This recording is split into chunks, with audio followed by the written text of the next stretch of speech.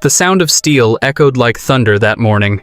Sparks leapt from the welding torches, cranes groaned against the skyline, and boots pounded against the dust-caked ground of the downtown construction site. The air smelled of concrete and burnt metal, sharp and heavy, as if the very city was being reshaped before their eyes. Among the blur of noise and motion, one figure stood out, not because of anything loud or commanding, but because of his quiet steadiness. Michael Johnson arrived earlier than anyone else, as he always did. 33 years old, tall and lean, with sweat already tracing down his brow before the sun had fully broken through the horizon, he carried himself with the kind of calm confidence that didn't need to be announced. A faded hard hat rested on his head, the brim marked by years of work, and his gloves bore the scars of countless hours spent building structures most people would never think twice about. Michael wasn't an engineer, at least not by title. To the young men in pressed safety vests, with their clipboards and college degrees, he was simply a laborer, a man meant to lift, carry, and follow orders. But anyone who had worked alongside him for more than a week knew the truth. Michael saw things others missed. He could glance at scaffolding and know if it was unsteady. He could listen to the rhythm of the machines and hear when something was wrong. His instincts weren't theory. They were born of long days, bloody hands, and years of survival in a world that didn't always respect men like him. That morning, as the crew gathered for the daily safety briefing, Michael's eyes narrowed at something no one else seemed to notice. The scaffolding along the northern edge of the site sagged ever so slightly, the bolts at the base loose enough to shift with the weight of men climbing it. He knew in his gut it wasn't safe. He stood there in silence for a moment, his jaw tight, before stepping forward into the circle forming around the lead engineer. Eric Thompson commanded that circle like a stage. At 35, with sandy hair tucked neatly beneath his spotless white helmet, he carried himself with the cocky air of someone who believed every word he spoke carried authority. His engineering degree and polished shoes seemed to matter more to him than the steel beams towering over their heads. He flipped through notes, voice booming with a forced confidence that made the junior engineers laugh a little louder than necessary, nodding in exaggerated agreement. Michael's voice cut into the air, steady but respectful. "Eric," he said, eyes fixed on the scaffolding, "that north frame looks off. The base bolts aren't secured properly. If anyone climbs it, it could give way." The air shifted for a moment, a subtle pause in the rhythm of the morning. A few workers, men like David Reyes, the young Latino laborer who often shadowed Michael, and Samuel Green, the older veteran who had learned to stay quiet, glanced at the scaffolding with concern. They trusted Michael's eyes. He didn't speak unless it mattered, but Eric didn't so much as glance in that direction. Instead, he smirked, lifting his head just enough to let everyone see the condescension in his expression. "Michael," he said slowly, as if speaking to a child, "why don't you leave the engineering to the engineers? Your job is to carry, not to think." A ripple of laughter spread through the younger engineers, awkward at first, then bolder as Eric chuckled at his own words. One of them muttered something under his breath, and another slapped his clipboard like it was part of a comedy routine. Michael stood still, his hands tightening around the gloves he held. His face didn't change, but inside a fire burned. He had been here before, humiliated, dismissed, made small in front of men who thought education gave them the right to strip dignity from others. He could feel David's eyes on him, wide and uncertain, as if the young man was silently asking if he would fight back. And he could feel Samuel's gaze too, heavy with the weight of years, silently telling him to let it go, to keep his head down the way they always had. But Michael didn't answer. He simply let the silence settle over him, swallowing the sting of those words. The laughter of the engineers echoed like hammers against his chest, but he didn't give them the satisfaction of seeing him break. He stood rooted, his dignity intact, though bruised by the mockery hanging in the air. The safety briefing moved on, Eric's voice booming louder now, puffed up by the humiliation he had just dealt. The junior engineers scribbled notes, still grinning. Workers kept their heads low, avoiding Michael's eyes, as though acknowledging his humiliation would somehow make it their own. Minutes passed. The sound of drills and machinery picked up again, filling the silence with noise that no one dared to cut through. Michael turned his gaze back toward the scaffolding, the danger still pressing on his mind, but he stayed quiet. He had spoken. He had tried. And once again, his words had been brushed aside. Then, the air shifted. The low hum of an engine cut through the noise as a sleek black SUV rolled onto the site, tires crunching against the gravel. Conversations faltered. The workers slowed their movements. Even Eric's confident tone stumbled for half a beat. Heads turned in unison as the vehicle came to a stop, the glossy paint catching the morning sun. The door opened, and a tall figure stepped out. A man in a tailored suit, his salt and pepper hair sharp against the steel beams above him, scanned the site with an expression that was both calm and piercing. James Carter, CEO of the entire construction firm, had arrived without warning. A hush fell over the crew, heavy and unbroken. The air thickened with unspoken tension. Everyone knew the rules had just changed. And as James's eyes swept across the site, landing first on Michael, the weight of silence grew almost unbearable. The sound of the SUV door closing seemed louder than the drills and hammers that had been roaring seconds before. Conversations cut short, machines idled down, and for the first time all morning, the construction site stood still. Dust swirled through a beam of sunlight, hanging in the air like it too was holding its breath. James Carter stepped forward, his polished shoes sinking into the gravel with quiet authority. At 50 years old, the CEO of Carter & Sons Construction had long outgrown the need to shout to be heard. He carried himself with the calm weight of a man who had built an empire brick by brick, a man who knew how to see beyond titles and into the character of those who worked under him. His suit, dark gray and perfectly cut, seemed almost out of place among the dust and steel, but no one doubted he belonged there more than anyone else. The crew straightened instinctively, hard hats lifted slightly, backs stiffening. Eric Thompson adjusted his helmet and plastered on a grin that looked too wide, too practiced, as if he believed confidence could mask insecurity. The younger engineers shuffled their feet, whispering under their breath, trying not to look nervous. But James's eyes didn't go to them. They went to Michael Johnson. Michael felt the weight of that gaze like a spotlight. His chest tightened, though not out of fear. It was something else. Something heavier. For years, James had been a distant figure, a name at the top of paychecks, a face seen only in newsletters or rare company events. And yet, when their eyes met, Michael sensed recognition, almost as if James had been waiting for this moment. The silence stretched until James spoke, his voice deep and steady. Michael. The sound of his name caught everyone off guard. Heads turned, eyes widening. Eric blinked in confusion, his smile faltering, while David Reyes let out a sharp breath he hadn't realized he was holding. Samuel Green lowered his gaze, hiding the ghost of a knowing smile tugging at the corner of his lips. James stepped closer, scanning the site as he walked, his presence commanding without effort.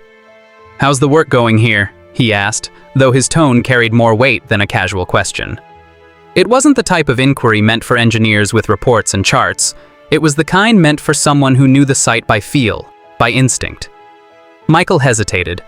His throat felt dry. The laughter from earlier still echoed in his chest, a reminder of the sting he had chosen to swallow. He glanced at the scaffolding again, its loose bolts glinting in the sun like a secret only he could see. Then his eyes drifted to Eric, who stood with forced ease, arms crossed, smirk barely contained. The choice pressed down on him: stay silent, protect himself from further ridicule, or speak, risk everything, and honor the truth he carried. David shifted beside him, almost leaning forward, his youthful eyes silently urging him on. Samuel's stance was quieter, still and reserved, but in his silence lay something Michael hadn't felt in a long time: permission. Permission not to bow his head this time. Michael finally spoke, his voice calm, almost too calm. "Sir, the north scaffolding isn't safe. The base bolts weren't secured right. If anyone climbs it, it could collapse." The words hung in the air like a suspended beam, waiting to fall. No one moved. No one breathed. James didn't speak right away. He walked toward the scaffolding, each step deliberate, eyes sharp as they traced the lines of steel and bolts. He crouched slightly, running a hand across the frame, tugging gently at one of the loose bases. A metallic creak answered him, faint but undeniable. Straightening slowly, he turned back to the group, his expression unreadable. Who dismissed this? James asked, his tone even, almost casual, but the weight beneath it made every man shift uneasily. All eyes moved as one, landing on Eric Thompson. His confident mask cracked just for a heartbeat before he forced a laugh. "With respect, sir," he said quickly, his voice louder than necessary. "Michael's a laborer. He doesn't have the training to evaluate structural integrity. My team and I reviewed the scaffolding yesterday. It's fine. He must have misunderstood." He gestured broadly, as if performance could distract from the truth. His junior engineers nodded weakly, though their eyes betrayed them, darting nervously toward James. James's gaze lingered on Eric, long enough to make him fidget. Then, slowly, his eyes returned to Michael. "Michael," he said, his voice softer now, "how long have you been working with this company?" Michael swallowed. 11 years, sir." "And in those 11 years," James continued, "how many times have you raised a concern like this?" The question wasn't rhetorical. Michael knew it. He answered carefully, his words plain. "Only when it matters. Only when I see something that could cost a man his life." The site went silent again. The sounds of the city beyond the gates, the traffic, the distant sirens, the hum of life, seemed to fade until there was only this moment, hanging heavy as steel. James gave a single nod, slow and deliberate. Then he turned back to Eric, his expression no longer unreadable but sharp, cutting. "Interesting," James said quietly, "because in all my years, I've never known Michael to be wrong." Gasps rippled through the workers, subtle but undeniable. David's eyes widened with awe, his respect for Michael blazing brighter than ever. Samuel's head lifted just slightly, his lips pressed into a thin line that almost resembled pride. Eric's face flushed, his mouth opening as if to argue, but no words came. His arrogance wavered, faltered under the weight of a truth he could no longer laugh away. And in that fragile silence, the balance of power began to shift. The gravel crunched under James Carter's shoes as he walked back from the scaffolding, his gaze fixed on Eric Thompson. The silence on the site was sharp now, sharper than steel. The only sounds were the faint flap of a tarp in the breeze and the hollow echo of metal striking metal in the distance. Every man in that circle knew they were standing inside a moment that would not be forgotten. Eric forced another laugh, desperate, too loud against the hush. "With respect, Mr. Carter, Michael doesn't hold any formal qualifications. He's a good worker, sure, but he's not trained to assess structural risks. My team and I—" "Your team," James cut in, his tone calm but carrying the weight of a hammer dropping, "overlooked a hazard that could have killed a man." The words landed hard. A ripple of unease passed through the crew. David Reyes lowered his gaze, jaw tightening. Samuel Green folded his arms slowly, eyes narrowing as he studied Eric. The younger engineers shifted on their feet, their clipboards suddenly feeling heavier in their hands. Eric's composure cracked, his shoulders stiffened, his lips parting as he scrambled for footing.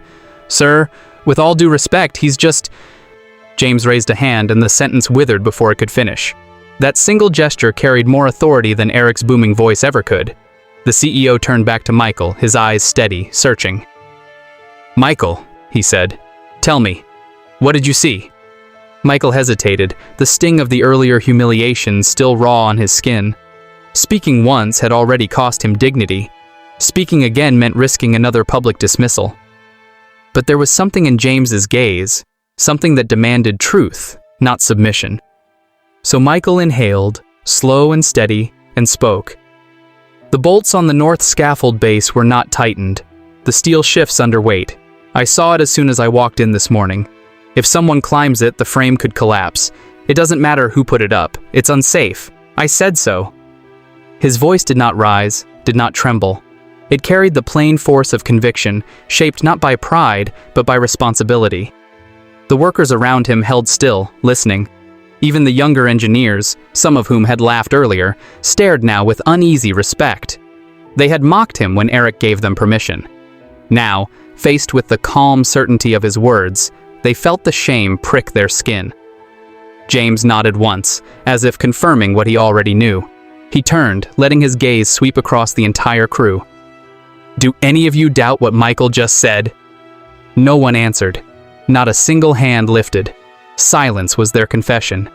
Eric stepped forward, desperation creeping into his voice. Sir, with all due respect, this isn't protocol. Safety assessments should come from certified engineers. Not who, Eric? James asked quietly, his voice razor-sharp now. Eric froze. The pause was damning. Not a black man? James continued, his tone even, but carrying the weight of fire beneath it. Not a laborer who has given more to this company than any report you've signed? Tell me, Eric, who here has earned the right to speak? Gasps rippled through the circle. David's chest swelled, pride flooding his young features, while Samuel's eyes softened, decades of buried anger flickering briefly across his face. Michael lowered his gaze, not out of shame, but because the truth spoken aloud was heavier than he had expected. Eric stammered, his voice trembling. I didn't mean it like that, sir. I respect all the men here. Michael isn't qualified, not officially.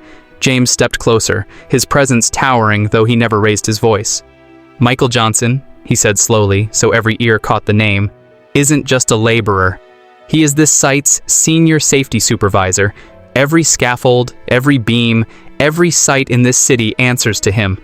His word on safety is final, even over yours. The words dropped like steel onto concrete. For a moment, it felt as though the ground itself had shifted beneath their boots. Michael blinked, his breath catching. Though he had carried that title quietly for years, it had never been spoken aloud with such finality, with such authority, in front of everyone. His position had always been tucked away in paperwork, hidden behind the daily grind. Now it stood naked in the sunlight, undeniable. David's mouth fell open, his admiration spilling into awe. Samuel's lips parted, and for the first time that morning, he lifted his chin high.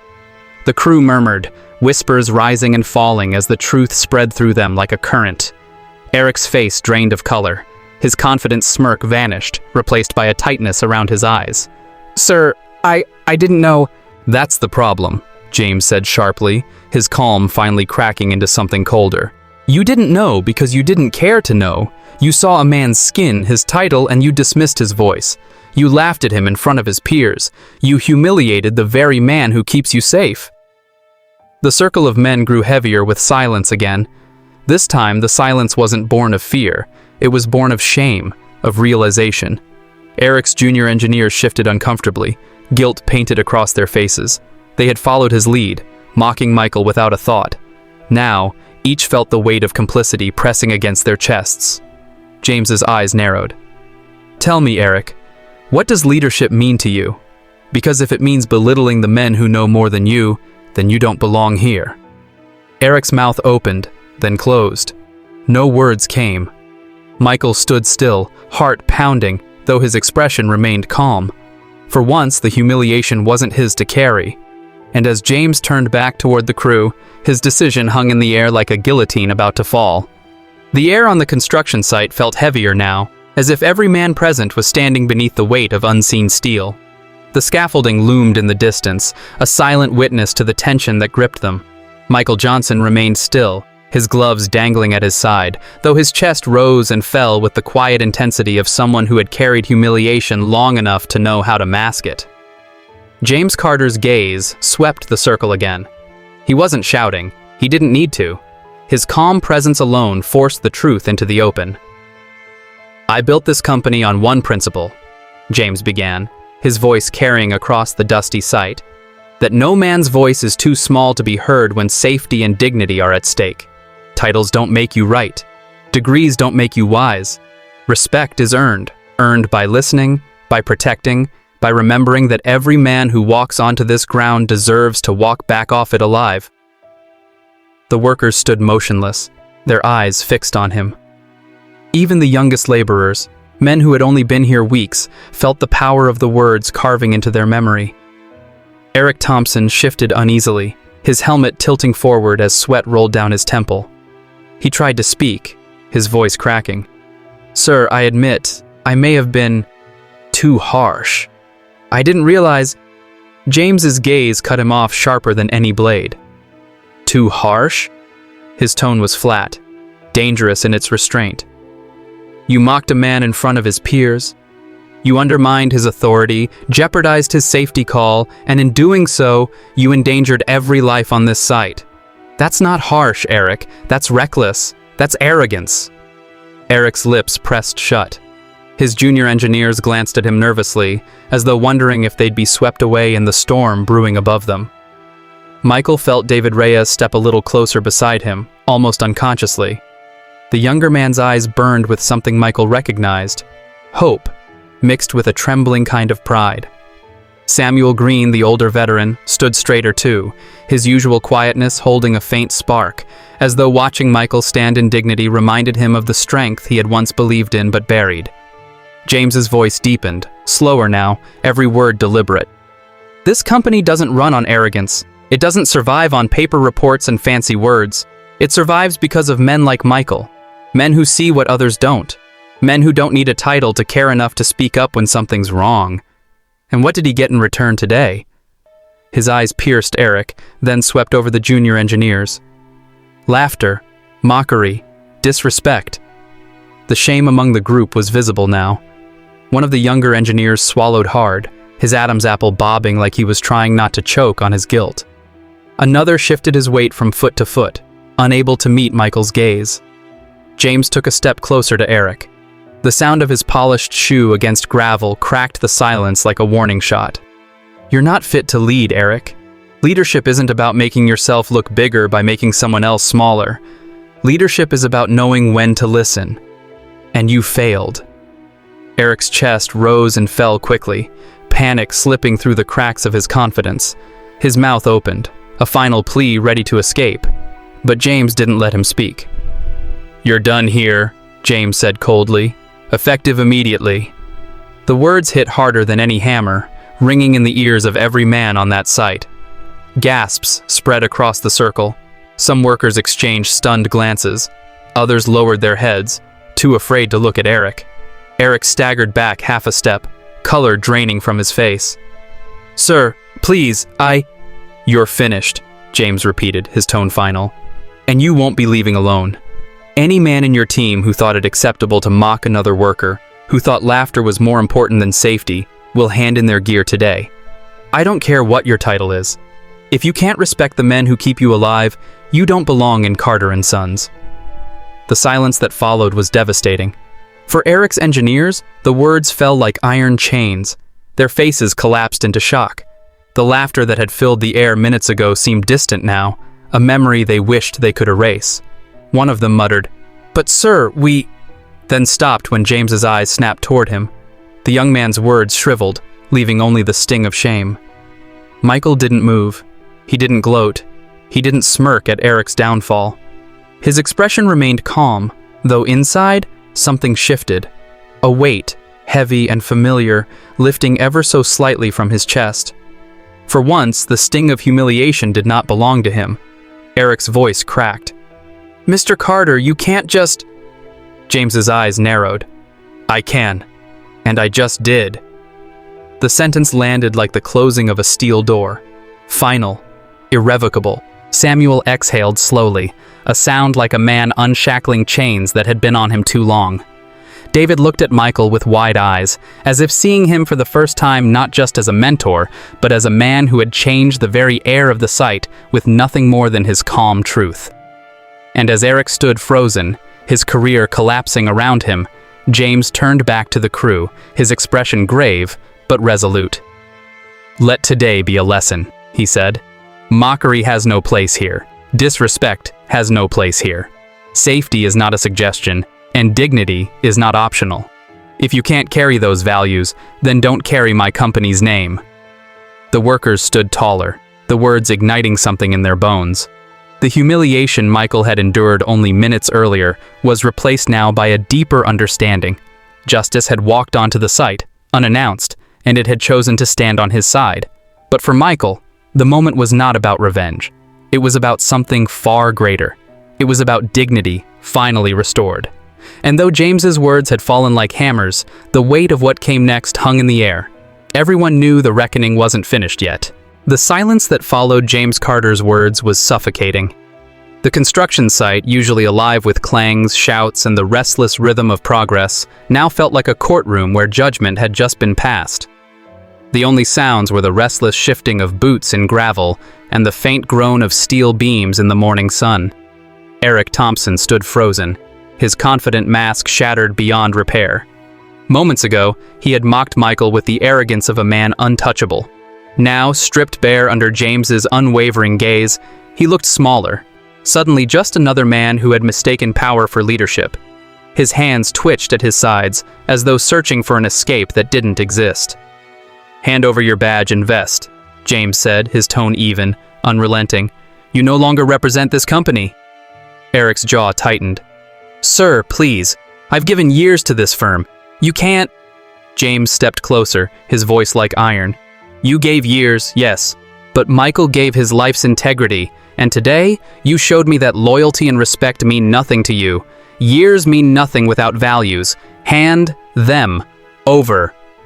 The words were deliberate, each one dropping like the final strikes of a hammer. Eric's chest rose and fell in shallow bursts. His eyes darted across the circle of faces, faces that once looked up at him, now staring with a mixture of pity and silent satisfaction. None of them would save him. Not one. Finally, with trembling hands, Eric unclipped his reflective vest. The sound of Velcro ripping was deafening. He pulled off his badge, fingers shaking, and held them out. James didn't even take them himself. He gestured to a site manager who stepped forward, accepting the symbols of authority Eric no longer had. Eric's lips parted, desperate to say something that would salvage his dignity. But nothing came. The man who once commanded the room with arrogance now stood mute, undone by his own pride. James's gaze shifted to the cluster of junior engineers behind him.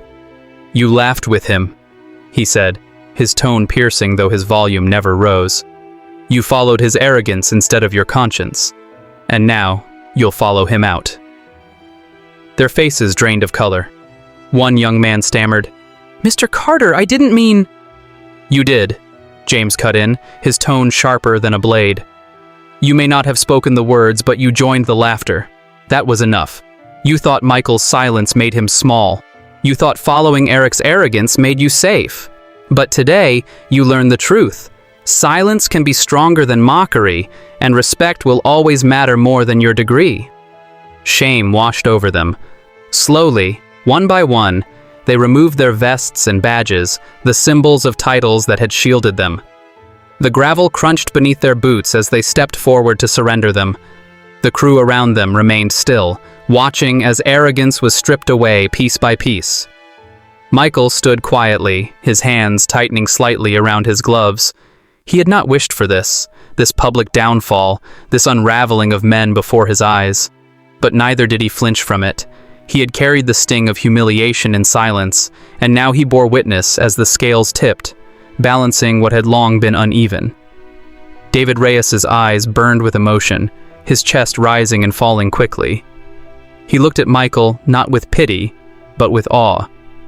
Samuel Green, older and weathered, nodded subtly, as if to say that justice, though slow, had finally come to stand beside them. Eric's engineers gathered near him, stripped of authority, their shoulders hunched. None of their polished helmets or clean boots mattered now. In that moment, they were only men, flawed, guilty, and exposed. James stepped back, letting his eyes sweep across the entire crew. His voice carried again, not loud, but clear enough to cut through every layer of tension. "This company was never built on paper or steel," he said. "It was built on the backs of men who showed up every day with dignity, who gave more than they ever received, and who understood that respect is not optional. If anyone thinks they can stand on this ground and mock the very men who keep it standing, they don't belong here." The words struck deep. Men straightened their backs. The silence of the crew wasn't the silence of fear anymore. It was reverence, agreement, the sound of 100 hearts finding rhythm with a truth that needed to be spoken. James's eyes returned to Michael. For a moment, the noise of the world beyond the site disappeared. It was only the two of them, an executive who had built a company, and a worker who had held it together with his integrity. "You stood in silence when you were mocked," James said, his voice gentler now. "Not because you were weak, but because you were stronger than the men who tried to strip your dignity. That silence spoke louder than any argument could, and today it saved lives. Michael felt the words sink into him, deeper than he expected. For years, he had endured slights, condescension, the sharp sting of disrespect disguised as jokes. He had swallowed the pain because he believed dignity was something no one could take unless he gave it away. And now, to hear it recognized, not in whispers, not in private, but in the open air for every man to witness, was a weight lifting off his shoulders. James turned back to the rest of the crew. Let this stand as proof. Leadership isn't about who wears the cleanest vest or who holds the title. Leadership is about humility, about respect, about protecting the men beside you. And if anyone doubts that, look at Michael Johnson. The crew turned, eyes falling on Michael. Some nodded slowly, others looked away with guilt, but all of them knew the truth. They had seen strength in its truest form, not in shouting or mocking, but in silence and integrity. And as Eric and his engineers stood stripped and broken, the site felt transformed. The ground beneath them seemed heavier, the steel around them stronger, because justice had finally taken its place. But for Michael, the moment wasn't finished yet. Justice had been delivered, yes, but what James would say next could shape the future, not just for him, but for every man who stood there, watching. The morning air hung heavy as the dismissed men slowly walked off the site. Their boots scraped the gravel, each step echoing a fall from a pedestal they had built on arrogance. No one followed them. No one spoke their names. They faded into the distance, swallowed by the weight of their own silence. James Carter stood tall in the center of the crew, his presence grounding the space like an anchor. His suit jacket, though out of place on the dusty site, bore no stain, no wrinkle, as if to remind everyone that some authority couldn't be touched by dirt or doubt. He waited until the last of the engineers disappeared beyond the gate before turning back to the men who remained. The workers stood in a loose circle, calloused hands hanging at their sides, steel-toed boots caked with dust, sweat lining their brows. They had seen firings before, but never like this. Never a reckoning so public, so final. Their silence now wasn't born of fear, but of awe, as if they had just witnessed history shift beneath their feet. James's eyes found Michael again. The foreman's weathered face carried no smile, no victory, just the steady, quiet strength of a man who had endured. His broad shoulders were square, but his eyes revealed years of battles fought without recognition. James stepped closer. "Michael Johnson," he said, the name firm, deliberate. "I owe you more than an apology. I owe you recognition." The crew stirred, exchanging glances. Recognition was rare. On sites like these, men worked, men sweated, and men went home. Few names rose above the noise, and fewer still were spoken by the CEO himself. James continued, his voice calm yet resonant. "For years, you've been the backbone of this project. You've carried respect in silence, even when others tried to strip it from you. And today, you reminded all of us that true strength is not in mocking or commanding, but in dignity." Michael lowered his gaze for a moment, his chest rising with a slow breath. He wasn't a man accustomed to speeches about him. Praise often felt like something reserved for others. Yet hearing it now, from the man who owned the company, struck him deeper than he expected. James turned to the crew. "Look at him," he said, gesturing to Michael. "Every steel beam that rises here, every foundation that holds, stands because of men like him. If you ever doubt what leadership looks like, remember today. Leadership isn't arrogance. Leadership isn't a title. Leadership is standing tall when others try to bring you down." David Reyes's throat tightened, his eyes glistening as he nodded subtly. He had worked beside Michael for years, watched him endure quiet slights and shoulder burdens without complaint. Now, to see him honored in the open, it felt like vindication not just for Michael, but for every worker who had ever been overlooked. Samuel Green let out a low grunt of agreement, his weathered face softening. "About time," he muttered under his breath, the words carrying a weight only men who had endured decades of silence could understand. James faced Michael directly again. "This company needs men like you in leadership," he said. "Not just to build structures, but to build culture. Effective immediately, you're being promoted to site supervisor. From now on, no man works here without answering to you." The crew erupted, Not in wild cheers, but in the grounded, powerful rhythm of applause that came from calloused hands, palms striking together with force. It was respect made tangible, loud, undeniable. Michael stood still, his expression controlled, though his chest swelled with something he rarely allowed himself: pride. He nodded once, slowly, and extended his hand. James clasped it firmly, a handshake not of hierarchy, but of equals. For a moment, everything stilled. The men watched as a new foundation was laid, not of concrete or steel, but of respect, dignity, and the breaking of silence. James released Michael's hand and let his eyes sweep the crew one final time. Let today be remembered, not because men were fired, but because truth was honored. If you carry anything from this sight into the rest of your lives, let it be this: respect is not optional. It is the only ground strong enough to build on. The men nodded, their faces solemn, their eyes alive. The message had sunk deep, anchoring itself in their bones. The sun, now climbing higher, bathed the sight in golden light. Dust floated in the air like embers, settling on steel beams that reached for the sky. The clamor of construction would resume soon, but it would never sound the same again. Something had shifted, invisible yet undeniable. As the crew dispersed, returning to their posts with renewed energy, Michael lingered for a moment. He stood at the edge of the site, gazing at the rising structure. It was just steel and stone, yet today it felt like more. It felt like proof that even in a world that often overlooked men like him, silence could speak louder than arrogance, and dignity could outlast mockery. David walked up beside him, his voice low. "Boss looks good on you," he said with a grin. Michael chuckled softly, shaking his head. "I ain't a boss, just a man trying to do right." David clapped him on the shoulder. "That's exactly why you should be one." Michael's gaze lingered on the horizon, the city skyline stretching in the distance. For the first time in years, he didn't just feel like a worker building someone else's dream. He felt like a man who had reclaimed his own. And as the steel beams rose higher into the morning sky, so too did the truth. Respect, once spoken, could never be silenced again.